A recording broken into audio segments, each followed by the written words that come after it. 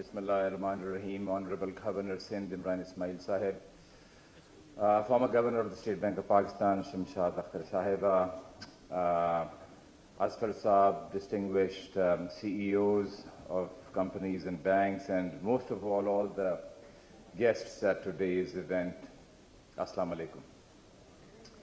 آج کی تقریریں میں دیکھ رہا تھا ساری انگریزی میں ہو رہی ہیں، تو اگر آپ اجازت دیں تو میں اردو سے شروع کرنا چاہوں گا۔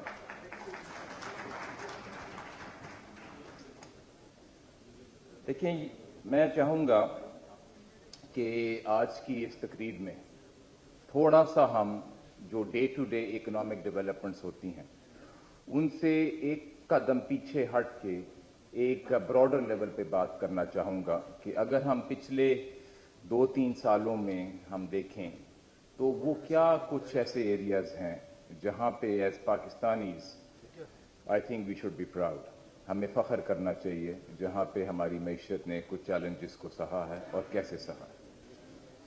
3 چیزیں میں آپ کے سامنے رکھنا چاہوں گا جہاں پہ میرا خیال ہے کہ ہمیں ریفلیکٹ کرنا چاہیے پاکستان کے ایکسپیرینس کو، اور اس کے بعد جب ہم اپنے مستقبل کو دیکھتے ہیں کہ عنقریب گلوبل لیول پہ اور ڈومیسٹک لیول پہ کیا چیلنجز ہیں، تو وہ 3 چیلنجز میں آپ کے ساتھ آج شیئر کرنا چاہوں گا۔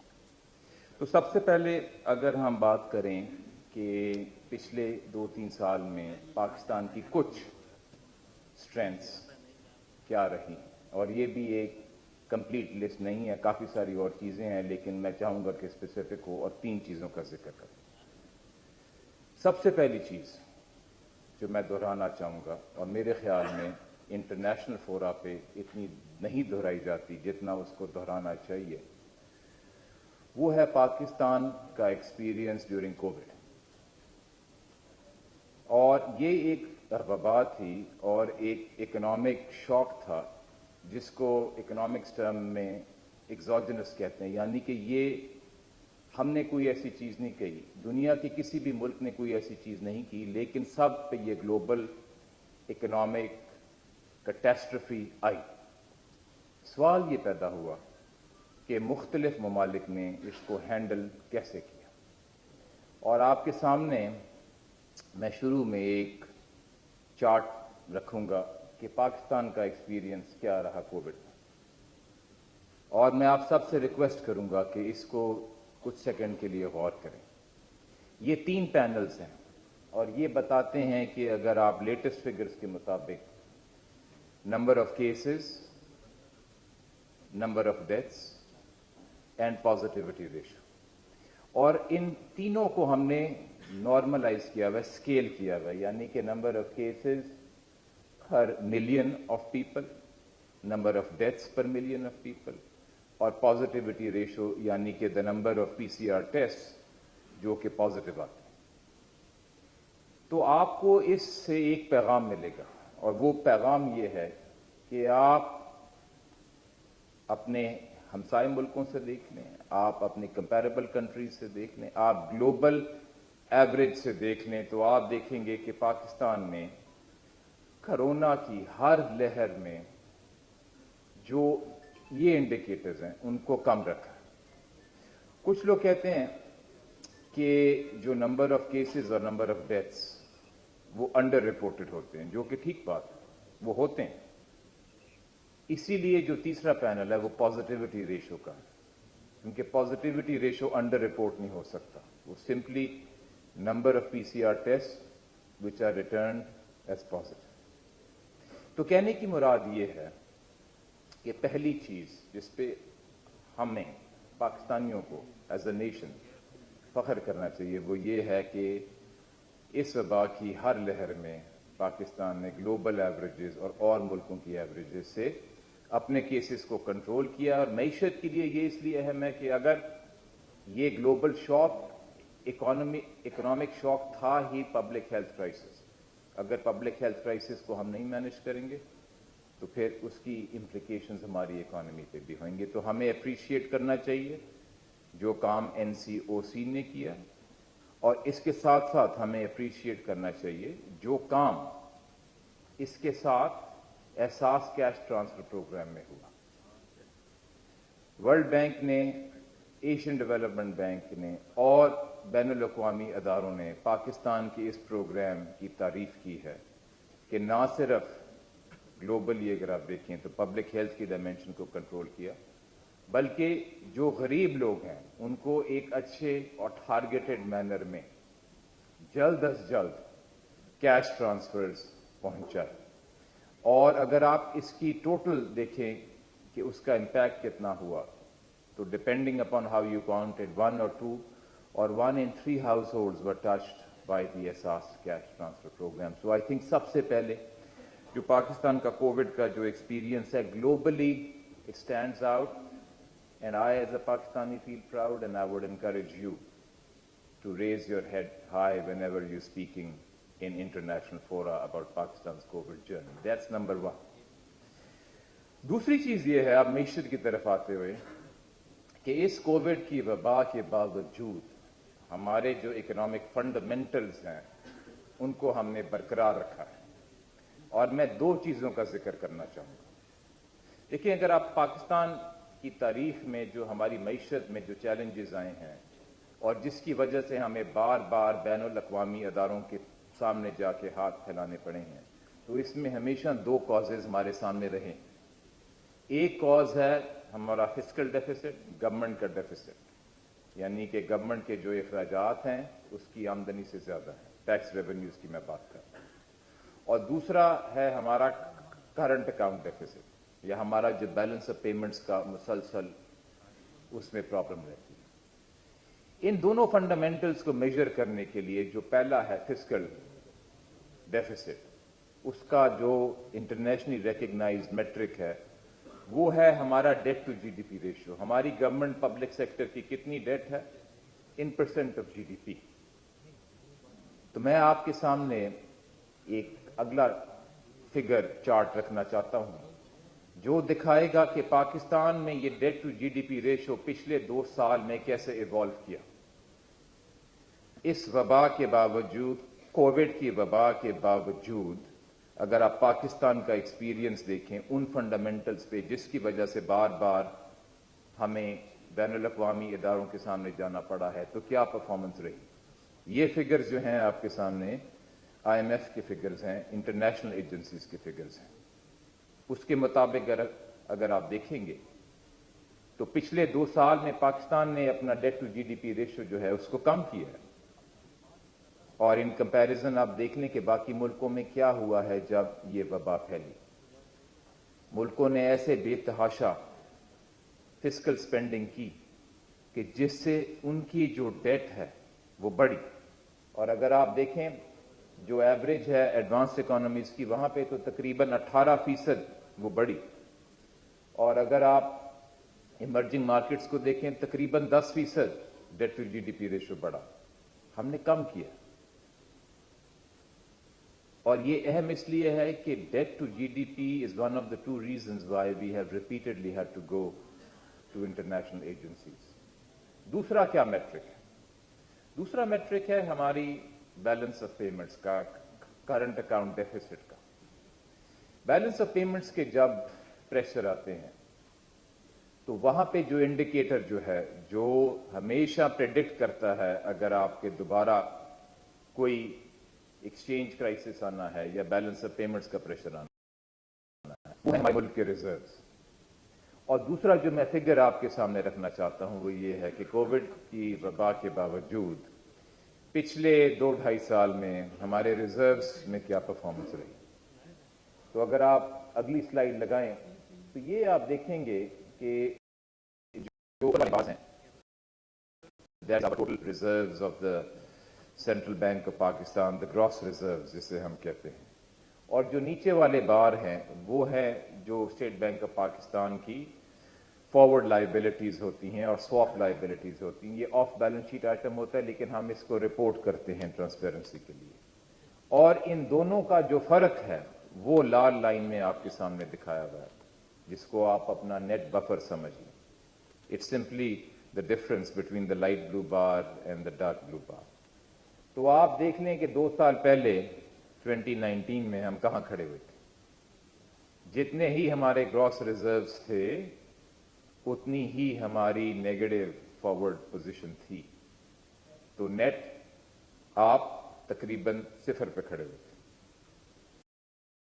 और आप देखें इसमें कोविड के बावजूद हमने अपने नेट फॉरेन एक्सचेंज बफर्स को बढ़ाया है, अगर आप इस लाल लाइन को देखें।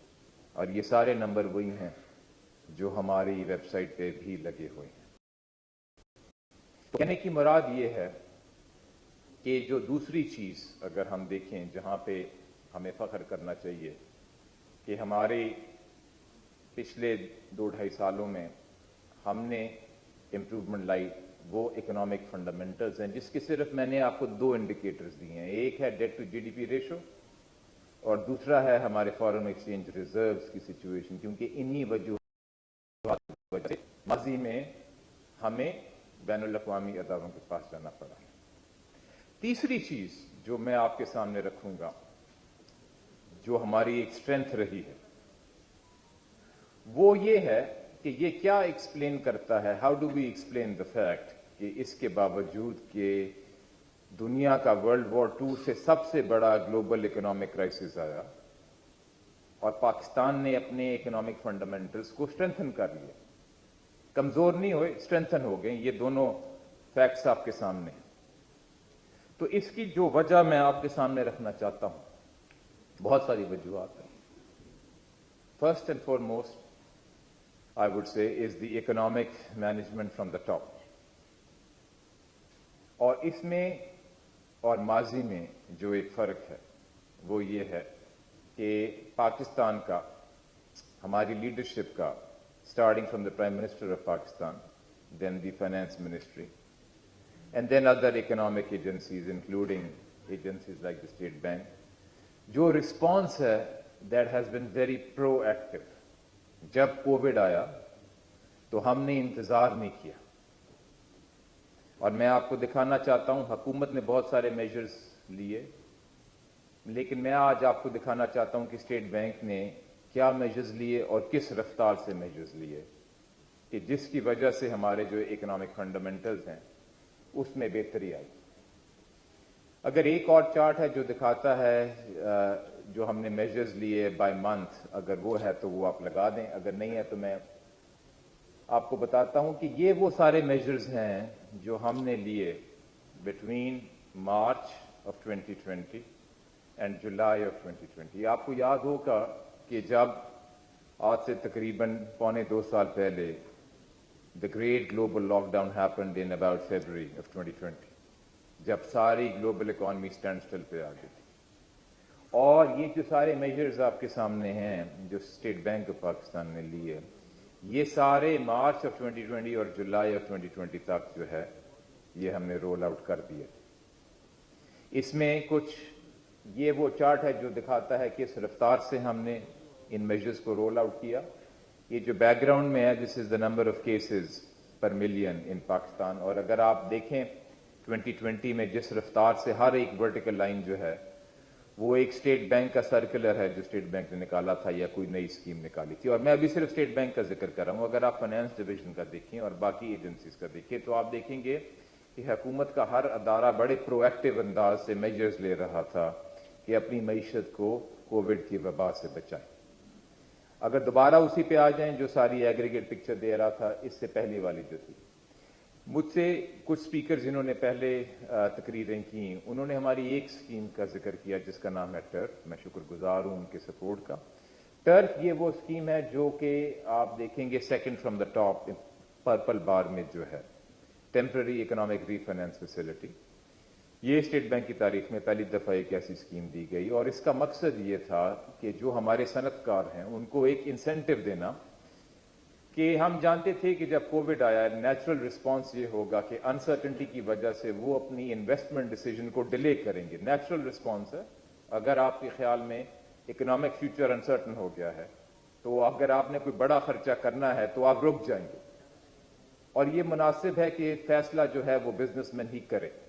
हम चाहते थे कि बिजनेसमैन को एक ऐसा इंसेंटिव दें اور ایک ٹائم باؤنڈ انسینٹو دیں کہ وہ اپنی کیلکولیشن کرے، لیکن ہم ایک ایسی اٹریکٹیو کنسیشنل فائنینسنگ اسکیم دیں کہ اگر وہ اگلے سال میں انویسٹمنٹ کرنا چاہے گا تو یہ اس کو ملے گی، ورنہ نہیں ملے گی، پھر بھی فیصلہ اسی کا ہے۔ اس لیے ہم ٹرف اسکیم لائے۔ ٹرف اسکیم میں ہم نے قرضہ دیا بینک کو، اور بینک کو یہ کہا کہ آگے جس کلائنٹ کو قرضہ دینا ہے وہ آپ کی ڈیسیجن ہے، حکومت کی یا سینٹرل بینک کی اس میں مداخلت نہیں ہے، لیکن جو بینک نے انشور کیا ہے اس پروجیکٹ کو قرضہ دے گا، بینک فیل سیٹسفائیڈ کہ bank will be repaid in full and on time. اور یہ جو ہماری ڈی ایف آئیز ماضی میں ہوتی تھی اس سے ایک بڑا مختلف طریقہ تھا ایلوکیٹ کرنے کا، اس میں حکومت کی اور سینٹرل بینک کی مداخلت نہیں ہوگی۔ The credit decision will be made by the banks themselves. And regulated the banks for the non-performing loans ratios. یہی وہ اسکیم تھی جس میں تقریباً 430 انویسٹمنٹ ہوئی۔ ہمیں کیسے پتا ہے کہ یہ نئی انویسٹمنٹ ہوئی ہے؟ کیونکہ یہ قرضہ مل نہیں سکتا جب تک کلائنٹ جو ہے لیٹر ایل سی نہیں دکھاتا بینک کو کہ یہ میں مشینری خرید رہا ہوں اس فائنینسنگ کے ذریعے۔ تو ہمیں بڑے کانفیڈنس سے اب یہ اندازہ ہے کہ کم از کم تو اتنی انویسٹمنٹ ہوئی ہے۔ اگر آپ ساتھ سول ورکس کو تو تقریباً یہ جو انویسٹمنٹ کا فگر ہے یہ ڈبل ہو جاتا ہے۔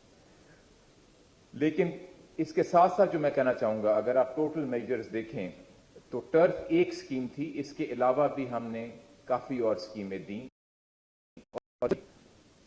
اب یہ جو تیسری چیز ہے جس کا میں ذکر کر رہا ہوں، جس کی وجہ سے ہی ہماری معیشت جو ہے اس نے جلدی ریکوری کی، as the proactiveness of the policy response. اور کووڈ کے جب چیلنج آیا، کیونکہ ہمارا رسپانس پرو ایکٹیو تھا، اس لیے ہماری گروتھ جو ہے جب وہ کم ہوئی، ہماری -0.5% جی ڈی پی تھی کووڈ کی پیک پہ، اور اگر آپ اور ملکوں کو دیکھیں تو کہیں جی ڈی پی گروتھ -5%، کہیں -10%۔ ایک وجہ ہماری کم گری وہ یہ تھی کہ رسپانس جو تھا with the leadership from the top was very pro active, اور سب اکنامک مینیجرز کو انسٹرکشنز تھیں کہ آپ نے out of the box solutions لانے ہیں اپنی معیشت کو بچانے کے لیے۔ اب اس پرو ایکٹیونیس کی ایک دوسری ریفلیکشن بھی ہے، کیونکہ اکنامک مینیجرز کی یہ ذمہ داری ہوتی ہے کہ جب گروتھ کولیپس کر رہی ہو تو آپ نے میجرز دینے ہیں کہ اس کو سپورٹ کرے۔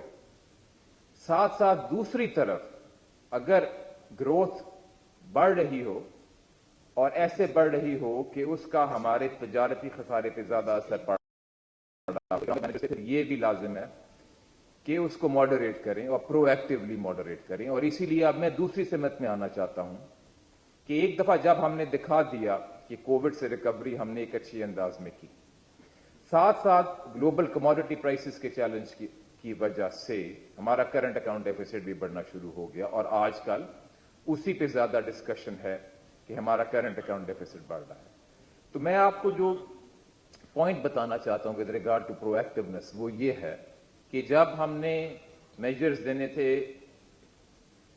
اکانومی کو سپورٹ کرنے کے لیے ہم نے جلدی دی، اور جب ہم نے میجرز لینے تھے کہ ہماری اکانومی میں کموڈٹی پرائسز اور ڈیمانڈ گروتھ کی وجہ سے ہمارا کرنٹ اکاؤنٹ ڈیفیسٹ مینیجبل رہے، تو پھر بھی ہم نے اس میں دیر نہیں کی۔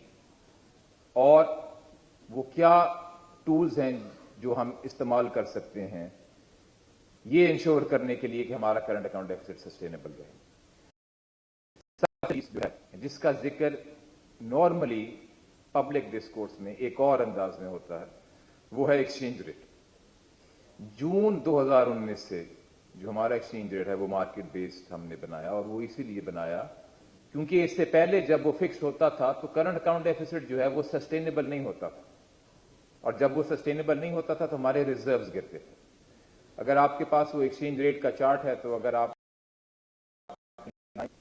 یہ ہے ہمارا ایکسچینج ریٹ پچھلے تقریباً 2 سالوں میں، جنوری 2020 سے دسمبر 2021 تک، اور یہ جو نیلی لائن ہے یہ ہمارا ڈیلی ایکسچینج ریٹ ہے، اور جو بار ہے اورنج میں وہ سال کی ایوریج ہے۔ جو پہلے ہاریزونٹل بار ہے وہ 2020 2020 کے ایوریج ایکسچینج ریٹ اگر آپ ہر دن کا ایکسچینج ریٹ لیں اور اس کی ایوریج لیں، اور اگر آپ 2021 کا ایکسچینج ریٹ ہر روز کا لیں اور اس کی ایوریج لیں، تو آپ دیکھیں گے کہ ہمارا day to day exchange rate تو کافی چینج ہو رہا ہے، لیکن جو ہمارا ایوریج ایکسچینج ریٹ ہے ان 2 سالوں میں وہ تقریباً وہی ہے جو پچھلے سال میں تھا۔ لیکن ایکسچینج ریٹ کی رسپانسونیس سے فائدہ کیا ہے؟ فائدہ یہ ہے کہ یہ ایک شاک ایبزاربر ہوتا ہے۔ جب کرنٹ اکاؤنٹ ڈیفیسٹ بڑھنا شروع ہوئے اور اگر ایکسچینج ریٹ ایڈجسٹ ہوتا ہے تو پھر اس کا امپیکٹ یہ ہوتا ہے کہ جو کرنٹ اکاؤنٹ ڈیفیسٹ جس رفتار سے بڑھنا تھا اس رفتار سے نہیں بڑھے گا اور سسٹینیبل لیولز پہ رہے گا۔ منتھلی اگر آپ ہمارا کرنٹ اکاؤنٹ ڈیفیسٹ دیکھیں تو ماضی میں جب ہمارا کرنٹ اکاؤنٹ ڈیفیسٹ کوئی $700 ملین سے بڑھنا شروع ہوا، تو اس سے پہلا جو ایپیسوڈ ہے وہ شروع ہوتا ہے جولائی 2016 میں، اور میں آپ کو بتانا چاہتا ہوں what is the difference between then and what is the difference between now۔ اس وقت جب کرنٹ اکاؤنٹ ڈیفیسٹ بڑھنا شروع ہوا تیزی سے اور 700 ملین کے فگر کو کراس کر گیا، تو اس وقت 19 میں اور ایکسچینج ریٹ ہلا نہیں۔ دسمبر 2018 میں جا کے 2017 میں جا کے وہ ہلا، جولائی 2016 سے لے کے دسمبر 2017 تک جو ہے ایکسچینج ریٹ آپ کا وہی رہا۔ تو اگر آپ کا کرنٹ اکاؤنٹ ڈیفیسٹ بڑھ رہا ہو اور آپ کا جو نیچرل شاک ایبزاربر ہے وہ ایڈجسٹ نہ کرے تو کرنٹ اکاؤنٹ ڈیفیسٹ انسسٹینیبل ہی ہوگا۔ تو کہنے کی مراد یہ ہے کہ جس طرح پرو ایکٹیونیس سے ہم نے پہلے گروتھ کو سپورٹ کیا، اسی طرح جب آپ کرنٹ اکاؤنٹ ڈیفیسٹ بڑھ رہا ہے تو پرو ایکٹیولی اس کو مینیج کرنے کے بھی طریقے لا رہے ہیں۔ دوسری چیز ہے پالیسی ریٹ۔ ماضی میں جب جولائی میں ہمارا کرنٹ اکاؤنٹ ڈیفیسٹ یہ 700 ملین کا فگر کراس کیا تو 19 مہینے گزر گئے اور جو ہے پالیسی ریٹ ایڈجسٹ نہیں ہوا، اور اس دفعہ جب ہمارا current account deficit Joan of 2020 میں 700 ملین کا فگر کراس کرتا ہے اور ایڈجسٹ ہونا شروع ہو جاتا ہے، اور سپٹمبر میں یعنی کہ 3 مہینے کے بعد ہم نے اپنا پالیسی ریٹ بھی ایڈجسٹ کیا، اور اب ہم انٹرنیشنلی ان سینٹرل بینکس میں نہیں ہیں جہاں پہ کہیں ہم ان سینٹرل بینکس میں سے ہیں جنہوں نے پرو ایکٹیولی یہ رسپانس لیا، اور یہ رسپانس اس لیے لیے ہیں کہ جس طرح ہم نے کووڈ میں یہ کانفیڈنس دینا تھا کہ ہم گروتھ کو بہت گرنے نہیں دیں گے، اسی طرح ہم نے جب ہماری کرنٹ اکاؤنٹ ڈیفیسٹ بڑھ رہا تھا تو یہ پیغام پہنچانا تھا کہ ہم کرنٹ اکاؤنٹ ڈیفیسٹ کو بھی مینیجیبل رکھیں گے۔ اسی لیے ان جو تین نکات آپ کے سامنے رکھے ہیں، ایک پاکستان کا کووڈ میں ایکسپیرینس، دوسرا پاکستان کے اکنامک فنڈامنٹلز جو فگرز کے سامنے آپ کے سامنے میں بیان کرنا چاہتا تھا کہ پہلے سے ان میں کتنی امپروومنٹ آئی ہے، اور تیسرا کہ کیونکہ ہم پرو ایکٹیولی اب رسپانس لے رہے ہیں اس لیے جو ہماری گروتھ ہے اس کو ہم سسٹینیبل انداز میں دیکھ رہے ہیں۔ یہ وہ 3 چیزیں تھیں جو ہماری اسٹرینتھس ہیں۔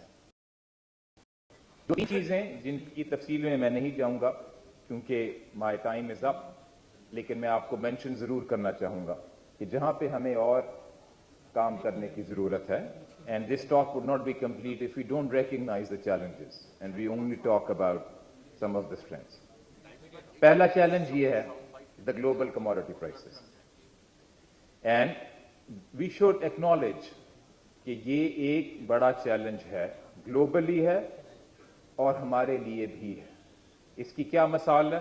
اس کی مثال ایک یہ ہے کہ یو ایس اے میں 40 سال میں اتنی مہنگائی نہیں ہوئی جتنی اب ہو رہی، اور کیونکہ ہم ایک امپورٹ کرنے والی کنٹری ہیں جس میں تقریباً 1/3 of our payments are oil، تو یہ چیلنجز تھی۔ اس کا جواب کیا ہے کہ ہمارے جو فنڈامنٹلز ہیں they are the strongest that they have been in 2.5 years۔ دوسرا چیلنج کیا ہے؟ وہ ہے ہماری ایکسپورٹ پرفارمنس۔ پچھلے سال میں ہماری ایکسپورٹ پرفارمنس بڑھنی شروع ہوئی ہے which is a welcome development۔ لیکن یہ چیلنج اس لیے ہے کہ اگر ہم باقی ملکوں سے اپنے آپ کو کمپیئر کریں تو ہمارا جو export to G D P ratio اگر 8-9-10% بھی پہنچ جاتا ہے تو بہت ساری جو کمپیریبل کنٹریز ہیں ان سے کم ہے.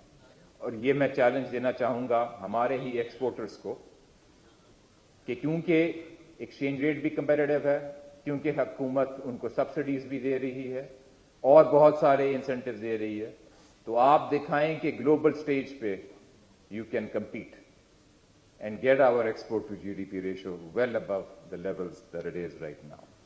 اور آخری پوائنٹ یہ ہے کہ ہم نے اپنے ملک میں اپنا سیونگ ریٹ کیسے بڑھانا ہے، کیونکہ اگر آپ ہمیں باقی ایمرجنگ مارکیٹ سے کمپیئر کریں تو آپ دیکھیں گے کہ ہمارا سیونگ ریٹ جو ہے کم ہے. اور یہ اہم اس لیے ہے کہ اگر ملک کا خود سیونگ ریٹ نہیں ہوگا تو اس کو باہر سے بورو کرنا ہوگا، اور اسی لیے ہمارا کرنٹ اکاؤنٹ ڈیفیسٹ بڑھتا ہے.